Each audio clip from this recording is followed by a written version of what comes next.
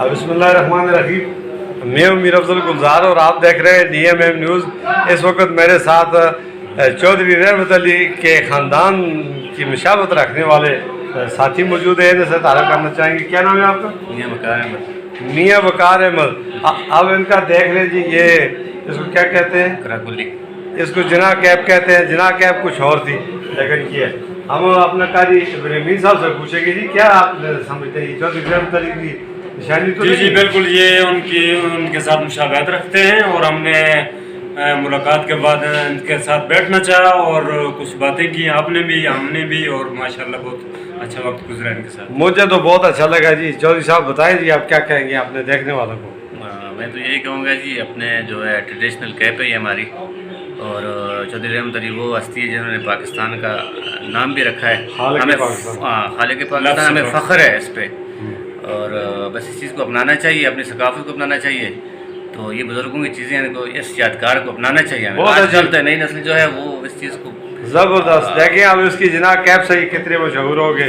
जो लोग पगड़ी रखते हैं, दाढ़ी रखते हैं, सुन्नत रसूल पर अमल करते हैं, वो कितने खूबसूरत होंगे अल्हम्दुलिल्लाह। तो आपका शुगर मेरा क्या है आज का? मेरा मेडिकल क्लिनिक है और साथ में गदी नशीनी भी है, सजादा नशीनी है। गदी नशीन आप खानदान है गनहरा शरीफ। माशाल्लाह गनहरा शरीफ से। जी जी। आपके वालिद साहब का क्या नाम था? डॉक्टर मियाँ बख्तियार अहमद।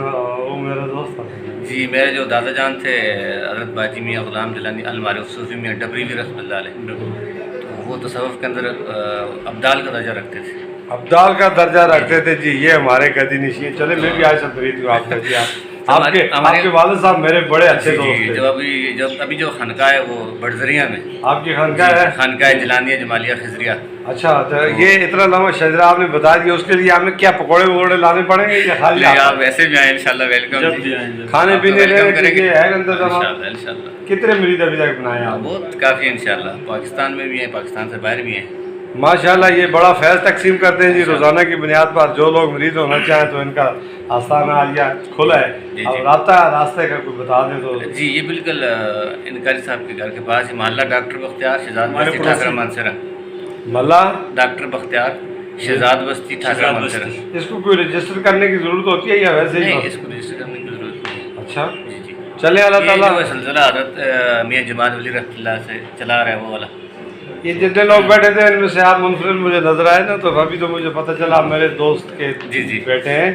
लेकिन आपका जना कैप और आपकी गुफ्तगू, आपकी इस चीज़ मैं ये चीज़ भी पहनता हूँ और अल्हम्दुलिल्लाह मैं लुंगी कुला भी पहनता हूँ, जो हज़रत मियाँ वली रहमान साहब पहना करते थे माशाल्लाह। तो क्या आपने देखने वालों को पैगाम देंगे? बस मैं यही कहूँगा कि अपने बुज़ुर्गों की चीज़ों को अपनाना चाहिए, उनकी किरदार को अपनाना चाहिए, उनकी शख्सियत को अपनाना चाहिए। तो वो तो दुनिया के एतबार से आखिरत के लिए नमाज 5 वक्त पढ़ें जी, नमाज पढ़ें, अपने अल्लाह को राज़ी करें, तो गीबत चुगली से बचें, हरामखोरी से बचें। बस नफ्स को जो है वो अल्लाह के जी ये कहते हैं कि मुताबिक इताअत के अंदर चलाएं। ये कहते हैं जी जहाद अकबर करो। हुज़ूर सल्लल्लाहु अलैहि वसल्लम से ने कहा कि जहाद अकबर करो, और सहाबा किराम ने पूछा या रसूलल्लाह जहाद अकबर क्या होता है? तो फरमाया आपने नफ्स के खिलाफ जहाद करो। जिसने अपने नफ्स पर काबू पा लिया समझो वो कामयाब हो गया। तो हम आधे तितर होते हैं और आधे बटेर होते हैं, तो इसलिए हमें ज़ाहिरी शक्लों पे नहीं जाना चाहिए, बल्कि अमली काम हमारे अंदर क्या चल रहा है उसके मुताबिक हमें ज़िंदगी गुजारनी चाहिए। अल्लाह पाक अमल करने की तौफीक अता फरमाए। जज़ाकल्लाह जी।